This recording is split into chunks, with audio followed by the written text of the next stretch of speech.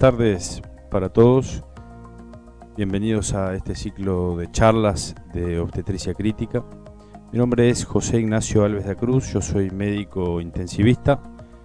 Trabajo en la unidad docente asistencial de obstetricia crítica del Hospital Central de las Fuerzas Armadas.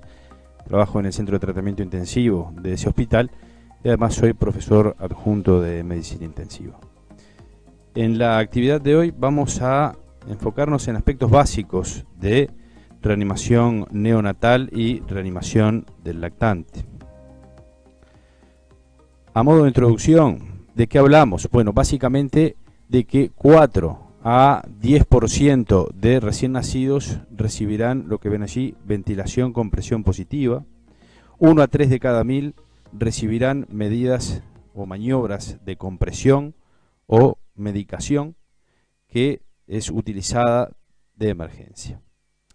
¿Y cómo definimos entonces al paro cardiorrespiratorio? Bueno, es, como dice allí, el cese brusco, inesperado y potencialmente reversible de la circulación sanguínea y de la respiración espontánea, con consecuencias variables, ¿sí? Desde secuelas hasta la muerte, y con un pronóstico que también es variable, que va a depender básicamente de la edad, va a depender de la causa, va a depender de la duración y del lugar, y como sabemos el pronóstico es peor que en pacientes adultos. Esto es recordando básicamente que cuando existe depresión cardiorrespiratoria y un elemento clínico fundamental como la cianosis, tenemos que reconocer la hipoxemia y o la isquemia fetal intrauterina como causantes de esa depresión y consecuencias variables sobre los gases sanguíneos arteriales, como decíamos, la presencia de insuficiencia respiratoria, hipoventilación con la presencia de hipercapnia, acidosis respiratoria y metabólica y grados variables de aumento de los niveles de lactato. Y bueno, como decíamos, en los sobrevivientes va a haber consecuencias neurológicas de grado variable. Hay elementos que tenemos que reconocer que son de mal pronóstico, como los que tenemos allí, la presencia de shock, la caída de la diuresis, la presencia de convulsiones en las primeras 36 horas de vida. Y por lo tanto, ¿cuál es la medida más eficaz en estos casos?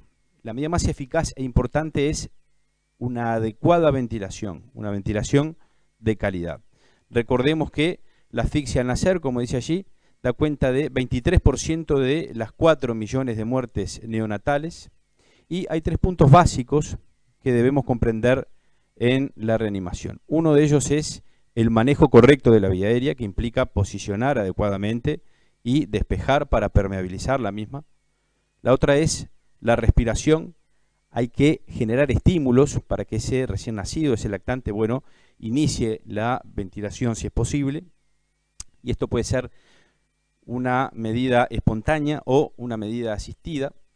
Y como decíamos, la circulación a través de la valoración de la frecuencia cardíaca y la oxigenación. Y un elemento capital en los recién nacidos y lactantes es conservar una adecuada temperatura corporal durante toda la reanimación, evitando la hipotermia, que es muy frecuente en este grupo de pacientes. Entonces, como decíamos, alrededor del 10% de los recién nacidos requiere asistencia para comenzar a respirar al nacer. Y hay algunas preguntas que nos tenemos que ir haciendo. ¿Ese recién nacido es de término o no? ¿El líquido amniótico es claro? ¿Ese recién nacido respira o llora o tiene buen tono muscular? Y bueno, ahí tenemos esta escala de medidas donde tenemos lo necesario para todo recién nacido, lo necesario con menos frecuencia y rara vez necesario en recién nacidos. Afortunadamente, como decíamos en la primera diapositiva, que implicaba proporcionar compresiones torácicas y administrar medicación de emergencia. Para todo recién nacido, como tenemos allí, hay que evaluar el riesgo de ese recién nacido de que pueda requerir reanimación, proporcionar calor evitando la hipotermia, colocar en posición adecuada y despejar la vía aérea si es necesario, y secar y estimular para que respire adecuadamente. Y bueno, después otras medidas que son necesarias pero con menos frecuencia, como la intubación endotraqueal. A modo de raconto y recordando lo que es un poco la fisiología, recordemos que los pulmones no se utilizan para la hematosis, es decir, para el intercambio gaseoso en el feto, ni regulan lo que es el equilibrio ácido-básico. La función principal la va a cumplir la placenta, ¿sí? Como tenemos allí, y eso se explica porque en el feto, como vemos en esta imagen, los alvéolos, en lugar de estar aireados, están llenos de líquido, ¿sí? Una vez que se produce la hipoxemia o la hipoxia, hay una contracción del músculo liso arteriolar y estos mecanismos, todos estos mecanismos, se van a invertir cuando se produce el nacimiento. Vemos que una pequeña cantidad de sangre viaja a los pulmones, no hay intercambio gaseoso a nivel pulmonar, y la sangre que retorna a la derecha, ¿sí? Como vemos allí desde la vena umbilical, tiene mayor saturación de oxígeno. Se produce lo que sería la respiración transicional durante las primeras bocanadas en la respiración del recién nacido. Ese líquido se va desplazando y esos alvéolos pulmonares se van llenando de aire. Hay una disminución de la resistencia pulmonar y la sangre pasa a viajar a los pulmones. Y como decíamos, hay una inversión de los mecanismos, se empieza a producir el intercambio gaseoso y ya aparece la regulación del equilibrio ácido-básico. Y de esta manera la sangre vuelve al sector izquierdo, ¿sí? Como dice ahí, del corazón, desde los pulmones, con un mayor tenor de oxígeno. ¿Qué alteraciones se producen durante la transición? Pueden estar manifestadas a nivel intrauterino, antes o durante el trabajo de parto. Esto puede ser por una alteración del flujo sanguíneo útero-placentario, que puede dar como una primera manifestación una bradicardia fetal. O al nacer, a nivel de lo que es compromiso de vía aérea o pulmonar, como puede verse, por ejemplo, en la hipertensión pulmonar persistente del recién nacido. Clínicamente, ¿qué tenemos que reconocer? Bueno, elementos que hablen de una depresión del impulso respiratorio por una inadecuada oxigenación cerebral que van a llevar a lo que es la apnea o las pausas apneicas, la presencia de hipotonía muscular generalizada, la bradicardia, ¿sí? La presencia de polipnea, que puede traducir una incapacidad de ese recién nacido de reabsorber el fluido intraalveolar, la presencia de cianosis persistente o de caída de la saturación arterial, o la presencia de shock y disfunción microcirculatoria. Esto es importante. Si el recién nacido no comienza a respirar inmediatamente de que es estimulado, probablemente tenga apnea secundaria, y esta apnea secundaria requiere a su vez ventilación con presión positiva.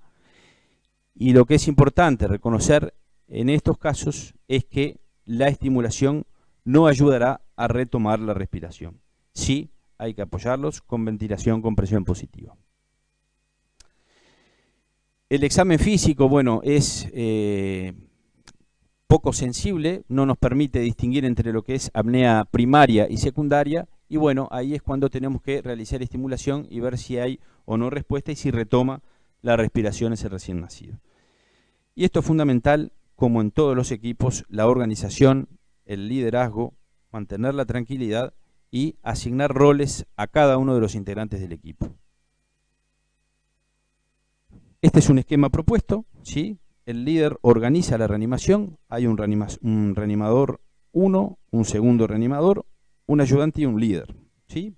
Ese líder además conoce los datos clínicos de ese recién nacido y va a, como decíamos, reasignar las tareas a los distintos integrantes del equipo. El reanimador 1 va a posicionar la cabeza, como decíamos, va a permeabilizar esa vía aérea, va a ventilar con presión positiva y va a realizar intubación o colocación de algún dispositivo de ventilación, ¿sí?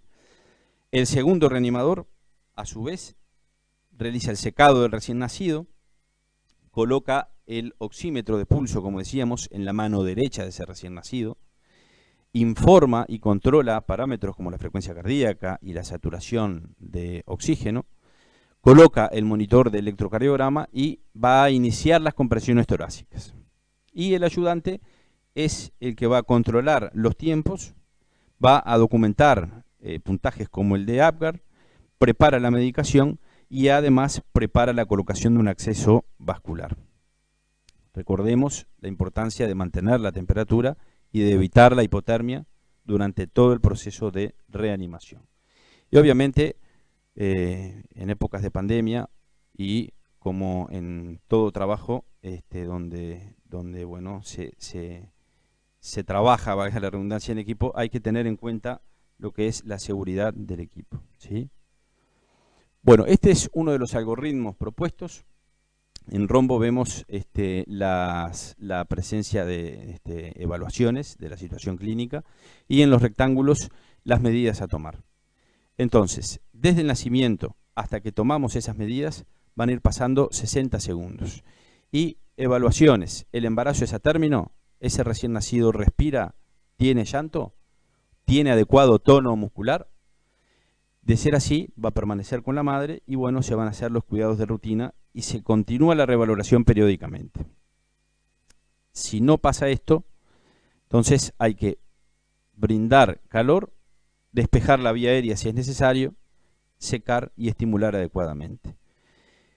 Si volvemos a evaluar y la frecuencia cardíaca es inferior a 100 latidos por minuto, tiene bloqueo o apnea, entonces vamos a seguir la estimulación, iniciar ventilación con presión positiva y vigilar los parámetros vitales como frecuencia cardíaca y saturación de oxígeno, ¿sí?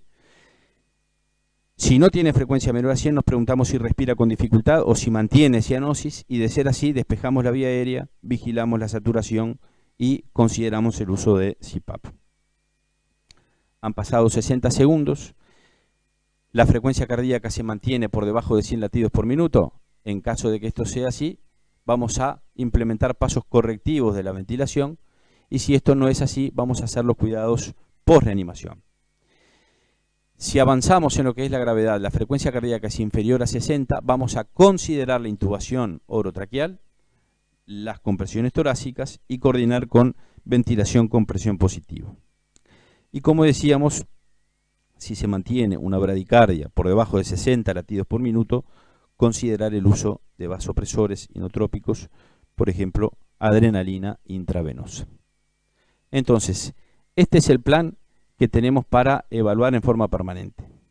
Tenemos que tomar una decisión y en base a esa decisión, una acción adecuada. Tenemos que recordar dos frecuencias cardíacas, 60 o menos y 100 latidos por minuto. Si ese recién nacido presenta una bradicardia por debajo de 60, tenemos que tomar medidas adicionales.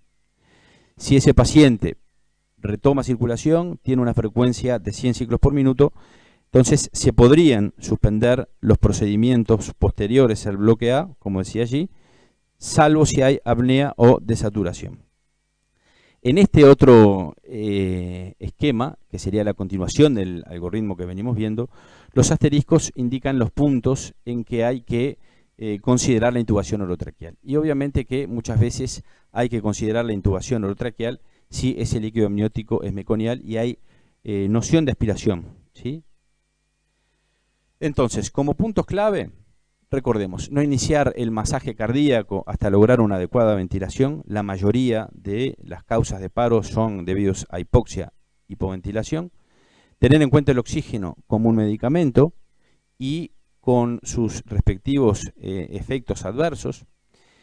Estas evaluaciones las vamos a ir haciendo periódicamente en 30 segundos y a los 60 segundos del nacimiento, como veíamos en la diapositiva del algoritmo, consideramos el minuto de oro. Nosotros no vamos a avanzar a los bloques y no vamos a proceder al bloque C de este algoritmo si no se asegura la ventilación con presión positiva, ¿sí? Lo otro que hay que asegurar es una cateterización umbilical para la administración de fármacos, y si nosotros iniciamos masaje cardíaco externo, hay que comprobar la frecuencia cardíaca en forma periódica y, como ya sabemos, evitar lo que son las interrupciones frecuentes. Bueno, recordemos también que hay tres signos que indican cuándo hay que iniciar la reanimación. Por un lado, las respiraciones, la presencia de apnea o de pausas apnéicas, la bradicardia y la oxigenación, que la evaluamos clínicamente a través de la coloración o a través de la oximetría de pulso. Y vamos a realizar una valoración del estatus neurológico a través del tono muscular o la presencia de irritabilidad refleja. Hay muchos factores, hay una lista extensa de factores previos a nacimiento que están vinculados a necesidad de reanimación neonatal y que uno tiene que sospechar que ese recién nacido, bueno, puede necesitar reanimación neonatal, por nombrar algunos, la presencia de diabetes gestacional, estados hipertensivos, ¿sí? La presencia de infección materna, polidramios, oligoamios, entre otros. Entonces, factores previos al nacimiento. También hay una lista extensa de factores durante el nacimiento que están asociados a necesidad de reanimación neonatal, por ejemplo, nacimiento por cesárea de emergencia, nacimiento asistido con fórceps, ¿sí? El trabajo de parto de pretérmino, la presencia de corioamnionitis, ¿sí? Por nombrar algunos. Y como siempre ir evaluando, ¿sí?, la temperatura, manteniendo una temperatura adecuada, precalentando, ¿sí?, si es necesario, extendiendo campos o mantas. Bueno, esta es una lista donde se detallan los distintos insumos que necesitamos. Bueno, equipos de succión, peras de goma, succión mecánica, catéteres de succión, aspirador de meconio.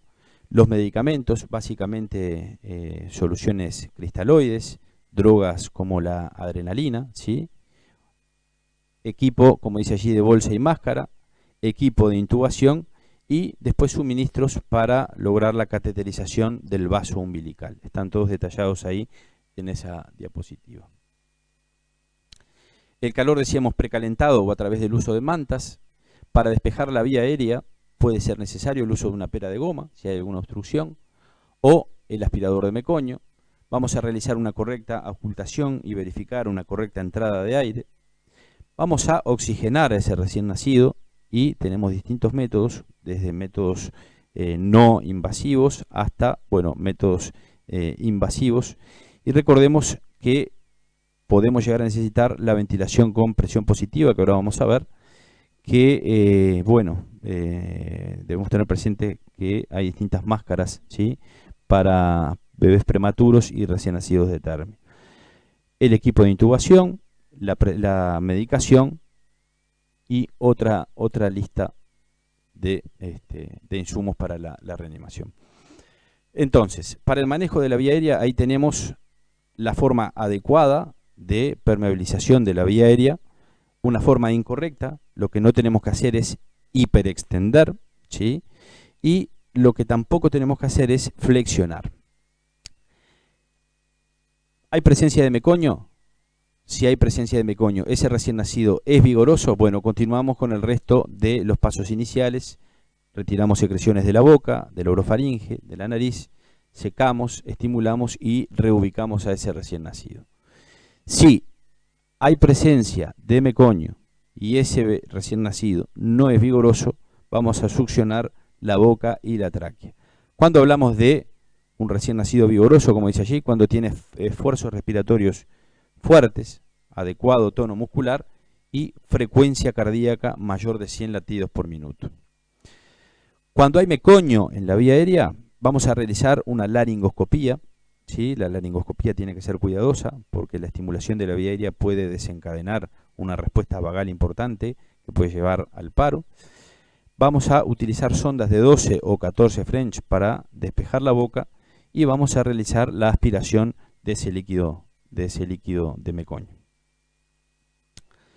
Entonces, este es el escenario con el que nos podríamos encontrar. Por ejemplo, un recién nacido hipotónico que está cubierto de meconio. En la foto B, el reanimador se está preparando para intubar. Se realiza la intubación orotraqueal, como se ve en la foto C.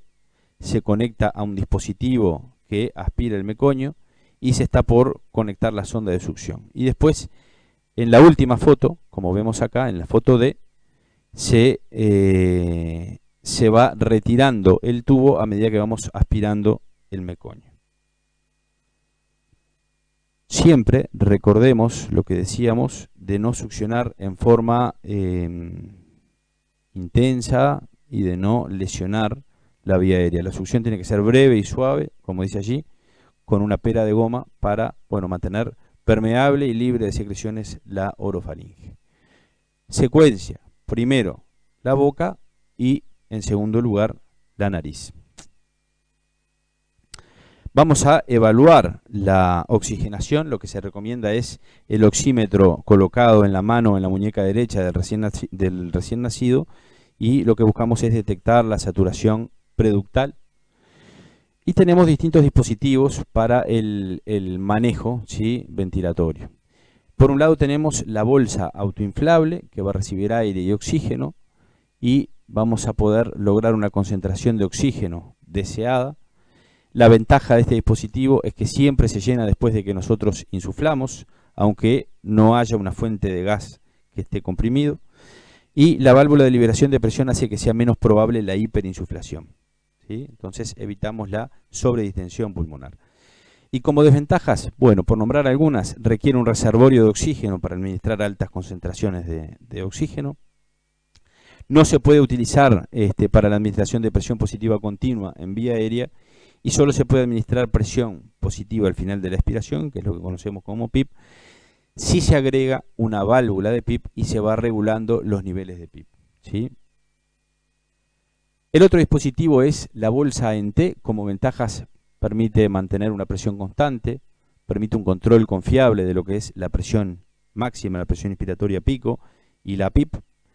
Administra en forma confiable el oxígeno a una fracción inspirada de 1, y el operador, bueno, digamos que no se cansa de trabajar con la bolsa, a diferencia de del dispositivo anterior. Y como desventaja, requiere un suministro de gas comprimido, hay riesgo de tiempo de inspiración prolongado, ¿sí?, y requiere que se fijen las presiones previo al uso. Como siempre, vamos a observar los movimientos del tórax durante la ventilación asistida. Y como dice allí, los mejores indicios de que la máscara está sellada y que hay una adecuada ventilación van a estar dados por un aumento de la frecuencia cardíaca y los sonidos audibles a la ocultación, la presencia de murmullo alvéolo vesicular a nivel bilateral. Si no hay movimientos torácicos durante la ventilación, ¿en qué tenemos que pensar? En tres situaciones: o que hay un sellado inadecuado entre la máscara y la cara del recién nacido, en que hay una obstrucción de la vía aérea, o que hay una insuficiente presión para insuflación pulmonar. Acá tenemos la secuencia, ¿sí?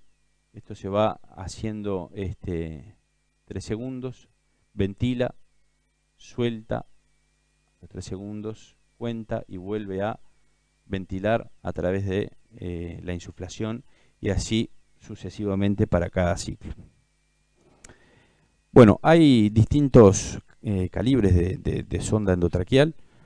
Por nombrar algunos, se basan en el diámetro interno de la sonda, y hay distintos tamaños, como dice allí, que van, bueno, tabulados según el peso y la edad gestacional.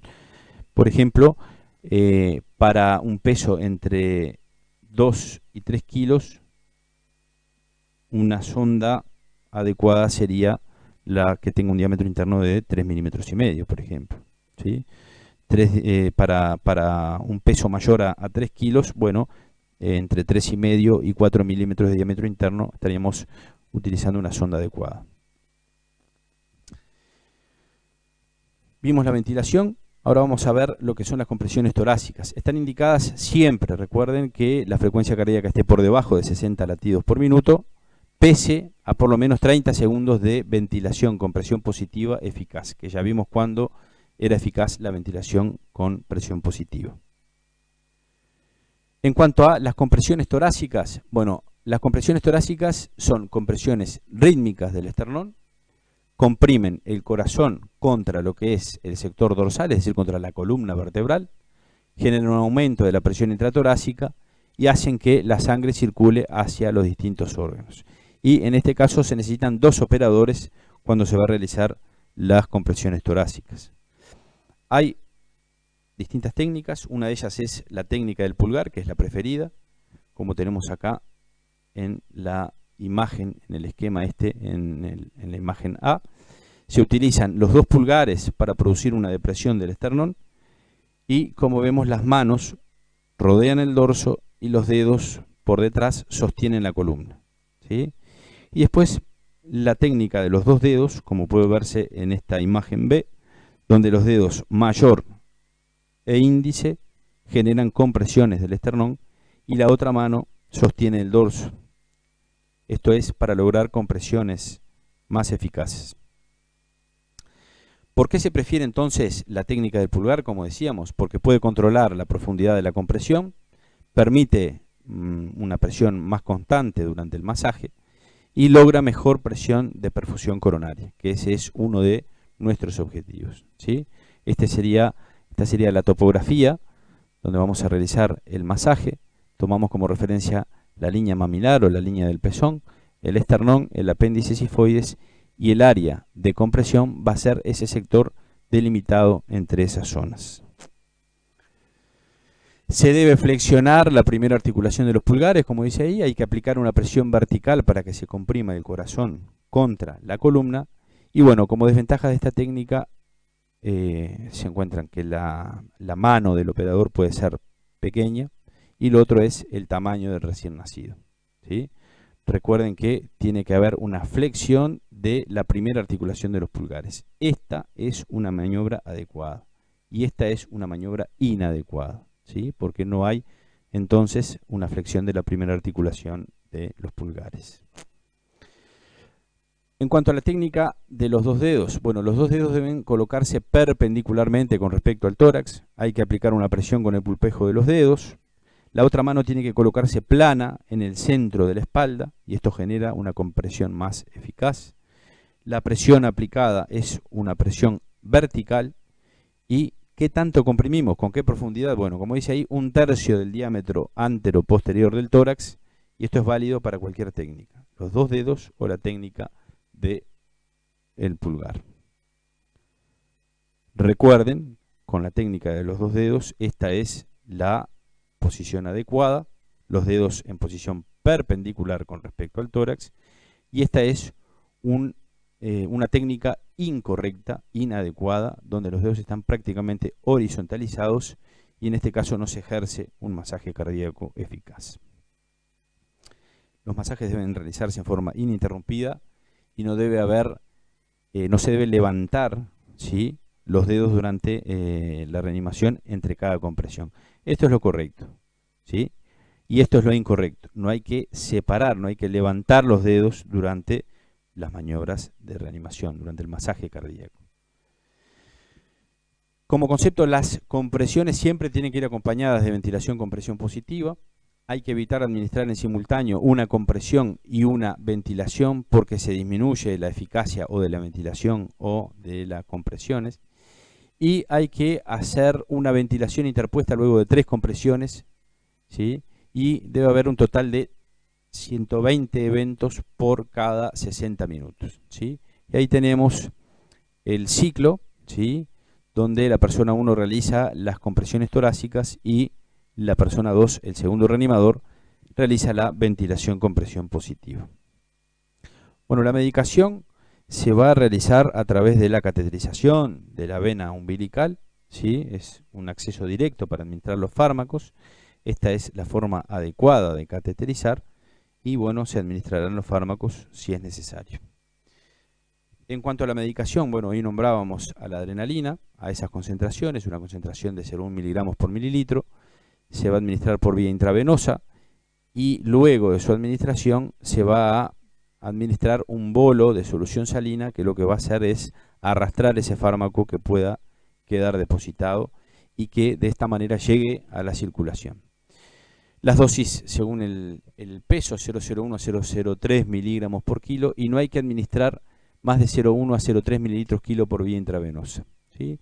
Si se requieren dosis más altas, puede considerarse el uso intratraqueal. Y recordemos la oxigenoterapia como un recurso fundamental, pero recordemos que también es un medicamento y como tal tiene efectos adversos y que cuando manejemos la oxigenoterapia tenemos que utilizar la menor fracción inspirada que nos garantice una adecuada saturación de oxígeno y que minimice la lesión pulmonar asociada a su uso.